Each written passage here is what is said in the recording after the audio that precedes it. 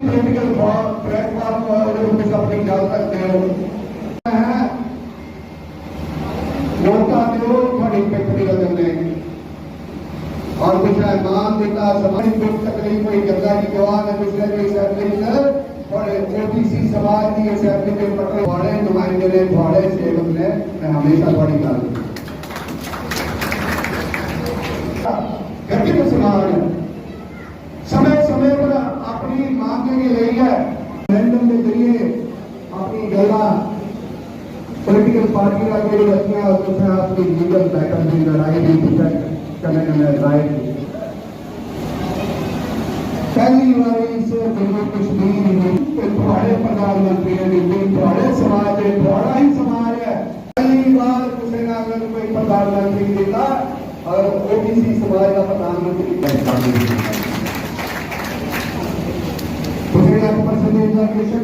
काफी है जरूरत जा रहा है मेमोरेंडम पढ़ा कर तो आने थोड़ी कि अगर one nation one flag one election है तो हमारा रिजर्वेशन मैं थोड़ा सुनिया गंगा जी की इस मंच के जरिए देने का प्रयास करा करना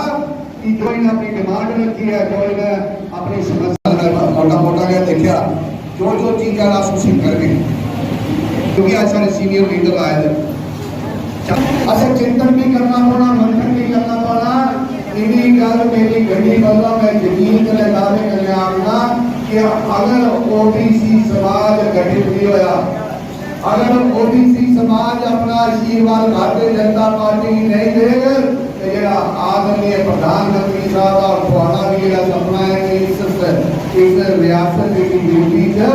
भारतीय जनता पार्टी की सरकार बनानी है थोड़े सहयोग थोड़े समर्थन से बगैर एक पॉसिबल ठीक है क्या बनाओगे नुमाइंदगी में मिलनी चाहिए और साथियों आसो की बात है अगर मोदी जी आते हैं सबका साथ सबका विकास सबका विश्वास याद करो मंथन करो चिंतन करो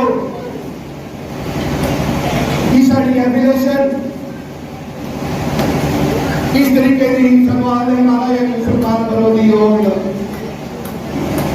हमारा ये दलित विरोधी योग हमारा ये भारत का समाज के दलित विरोधी योग मगर कथनी और कथनी अंतर सही कथनी और कथनी का अंतर नहीं सुने लोग 75 साल इस रियासत को निभा किया चाहे मेरा गुज्जर समाज होगा चाहे बकरवा समाज होगा अगर उन्हें भी रिजर्वेशन देने का काम की तरह बड़े प्रधानमंत्री नरेंद्र भाई मोदी ने बड़ी रिजर्वेशन की काम की प्रधानमंत्री नरेंद्र भाई मोदी ने ऐसा नहीं पहली बार संकल्प बोल नहीं देते उन्हें बड़ी बात नहीं चले मारना मैं जो बोलते ना बोलना था तो चलो चेक जो वोट नहीं देते हो और कुछ नहीं जिन्हें इस 75 वरे जब 50-60 वरे इस रियासत चला पीता जरा पूछो उसे वोट के बटोरे चाहे वो कांग्रेस के लोग हैं चाहे एनसी के लोग हैं चाहे टीडीपी के लोग हैं मगर बातों पॉलिटिकल रिजर्वेशन देती तो भारतीय जनता पार्टी ने देती भारतीय जनता पार्टी ने राय देते अगर इस ओबीसी समाज की रिजर्वेशन देती तो भारतीय जनता पार्टी बड़े प्रधानमंत्री साहब ने और मेरा स्नेह एक बड़ा निवेदन है मौसम चुनाव का आता है आज के मन घबरा गए टाइम आए लग पड़ा देखा और केवल रिश्तेदारी के नाम में पड़े मेरा ताया है मेरा चाचा है मेरा फूफड़ है और अपने उसमें उस चुनावी बंधन के रोकते पार्लियामेंट के चुनाव हो लोग बड़ी हाय हल्ला करता गुमराह किया परसेप्शन नैरेटिव चेंज करने की कोशिश की थी और कुछ साथी चली भी गए कुछ साथी आंखें भी लगे अगर आज पूछो तो उसे जिम्मेवार नागरिक को सोचना चाहिए अगर चिंतन करना चाहिए पार्लियामेंट चुनाव खत्म हो रहे निस्वार्थ भाव करने अंतक प्रयास की इस मुल्क को खड़ा करने में याद करो वर्ष 2014 इस मुल्क में 2014 पहले माहौल के वातावरण के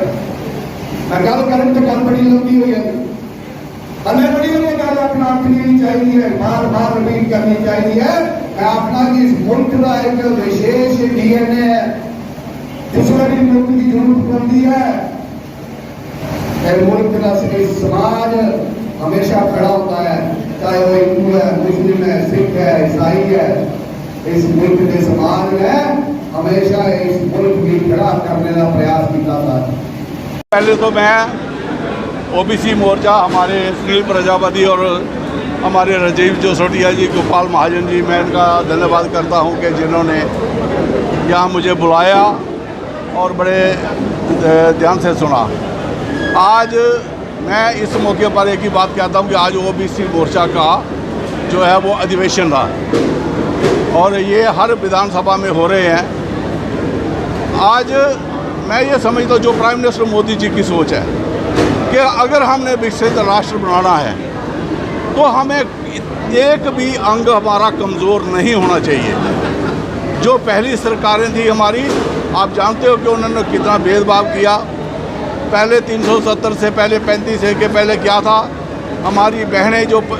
आपका कठुआ है, जो लखनपुर में अपना माधोपुर में जिसकी शादी हो जाती थी वो अपने अधिकारों से वंचित हो जाती थी। आज जो अधिकार दिए हैं ओबीसी मोर्चा, चाहे वो एससी हो, एसटी हो, ये प्राइम मिनिस्टर मोदी जी ने दी है। क्योंकि कोई भी, मैंने पहले बात कही है कि अगर हमारा एक भी अंग, आपने अगर फौज में जाना है तो आपका अगर पैर कमज़ोर है तो आप नहीं फौजी बन पाएंगे, बाजू कमज़ोर है नहीं बन पाएंगे। इसलिए वो चाहते हैं कि आप सभी का इंतज़ार हुआ अभी ख़त्म, क्योंकि JKSSB के द्वारा नोटिफिकेशन आउट हो चुकी है, जिसके अकॉर्डिंग JKP कांस्टेबल की रिक्रूटमेंट नोटिफिकेशन भी आउट हो चुकी है। एंड इस बार बहुत ही बल्क में वैकेंसीज आई हैं। जैसे कि हमने अपनी प्रीवियस वीडियो में भी प्रिडिक्ट किया था कि इस बार JKP कांस्टेबल की 4000 प्लस वैकेंसीज जो हैं वो आने वाली है, तो बिल्कुल वैसा ही हुआ है। इस बार की वैकेंसीज 4000 से ज़्यादा हैं, तो ये आपके लिए एक गोल्डन अपॉर्चुनिटी है। लास्ट आई थिंक मुझे लगता है 2019 में ये JKP कांस्टेबल के फॉर्म जो निकले थे और अब 2024 में ये फिर से वैकेंसीज आई हैं। तो अभी किसी भी बात का वेट करने की ज़रूरत नहीं है, आप जल्दी से जल्दी अपने आप को तैयार कर सकते हो। तो इसी के लिए IBT भी अपना एक नया बैच अपकमिंग मंडे को जाने की 22 जुलाई को स्टार्ट करने जा रहा है और ये हमारा लास्ट बैच रहेगा जो आपको मिलेगा 4999 में। तो इसके अलावा हमारे पास 4 बैच ऑलरेडी रनिंग पे हैं, तो इसमें भी बहुत ही लिमिटेड स्लॉट्स हैं। आप जल्दी से जल्दी अपने आप को रजिस्टर कराइए, या फिर ज़्यादा जानकारी के लिए आप नीचे दिए गए नंबर पे कॉल भी कर सकते हो। इससे ज़्यादा आप IBT में विज़िट कर सकते हो जो है near radio station. So thank you, have a great day. वो चाहते हैं कि देश का हर वर्ग, हर इंसान वो तरक्की करे और जो मोदी जी की सोच है, दुनिया की सबसे बड़ी अर्थव्यवस्था बनने जा रहा है हमारा देश। आज आप देखिए कि हमारी जो इकॉनमी है वो एकदम ट्रैवल कर रही है और ख़ासकर स्टार्टअप पे मोदी जी का बहुत जोर है। दुनिया आज भारत की तरफ देख रही है, इन्वेस्टर भारत की तरफ देख रहे हैं। एक ऐसा वातावरण, आप जानते हो कि मैं ये बात छाती ठोक के कहता हूँ, जब मैं भी इंडस्ट्री मिनिस्टर था उस वक्त भी लोग कहते यूपी बिहार में इंडस्ट्री नहीं लगानी है। मुझे एक आदमी मिला, उसने कहा कि मेरा कोई काम ऐसे रुका था, मैं जोगी जी के पास गया तो उसने एक IAS अफसर को उसी वक्त उसका काम करवा के और उसी वक्त उसको सस्पेंड करके दफा कर दिया। ये सोच है प्राइम मिनिस्टर मोदी जी की और भारतीय जनता पार्टी की कि करप्शन फ्री होना चाहिए। एक ऐसा हमें वातावरण मिलना चाहिए कि खासकर जो नए नौजवान हैं। अभी आपने कहा 370 का हालात समान है, 9 डाउट घाटी में हालात सुधरे हैं, लेकिन जम्मू की तरफ लगातार आतंक जो है वो फैलाया जा रहा है, किस तरह देखते हैं? मैं इसको एक ही बात कहूँगा, हमारी एक कहावत है कि जब कुत्ते की मौत आती है तो वो मस्जिद के ऊपर जाके पेशाब करता है। तो कुत्ते की मौत आई हुई है, बड़ी जल्दी ये कुत्ता जो है आपको नज़र नहीं आएगा। ये पाकिस्तान जो है ये खंड खंड हो जाएगा और जिस दिन ये प्रहार किया। मैंने ये दावे के साथ कह सकता हूँ, जिनके खाने के लिए जिनके पास राशन नहीं है वो 2 दिन जंग नहीं कर सकते हिंदुस्तान से। मैं तो मोदी जी से आपके माध्यम से यही अपील करता हूँ कि आप देर मत कीजिए, इनकी धज्जियाँ उड़ाइए। यहाँ कठुआ कॉन्स्टिट्यूंसी का ओबीसी सम्मेलन था। जैसा कि हमारी पार्टी के कुछ कार्यक्रम चल रहे हैं, उसमें ओबीसी के सम्मेलन, सभी मोर्चों के सम्मेलन, हमारे 7 मोर्चे हैं, सभी मोर्चों के सम्मेलन चल रहे हैं और उसमें से ओबीसी के सम्मेलन हर एक विधानसभा में हो रहे हैं। उसी के तहत आज कठुआ विधानसभा में ओबीसी का सम्मेलन था और सिर्फ ओबीसी समाज के मैक्सिमम 95% लोग जो ओबीसी समाज के बुलाए गए थे। और जैसा कि हमारी पार्टी हमेशा समाज के बीच में रहती है और हम आज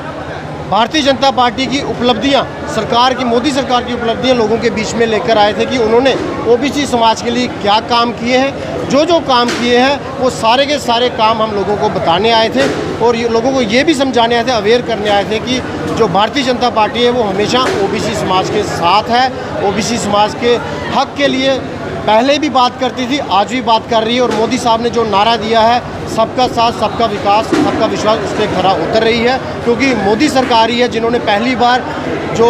ओबीसी समाज है, जम्मू कश्मीर का ओबीसी का दर्जा मिला है, उनको जॉब्स और एजुकेशन इंस्टीट्यूशन में आरक्षण मिला है। उसके साथ साथ पंचायतों में और लोकल बॉडी में भी हमें पहली बार पॉलिटिकल रिजर्वेशन मिली है। इसका जितना हम ओबीसी समाज धन्यवाद करें उतना कम। तो क्या देखते हैं कि ओबीसी मोर्चे का सम्मेलन था, लेकिन जम्मू कश्मीर में अभी तक ओबीसी का दर्जा नहीं मिला है, अभी तक जो 27% कोटा है ओबीसी का वो नहीं मिला, वो किस तरह मैं आपको करेक्ट कर दूं कि 23 दिसंबर को हमें ओबीसी का दर्जा पिछले साल मिल चुका था। उसके बाद हमें ओबीसी का दर्जा मिलने के बाद यहाँ पर जो 2 सर्टिफिकेट बनते थे, एक ओएससी बनता था और एक ओबीसी सेंटर का बनता था। अब दोनों ओबीसी सर्टिफिकेट बनते हैं, ओएससी नहीं बनता है। ओएससी यहाँ पे ख़त्म हो चुका है। जम्मू कश्मीर के ओबीसी समाज को ओबीसी का दर्जा मिल चुका है। और उसके साथ साथ नौकरियों में अभी 4-5 दिन पहले यहाँ पर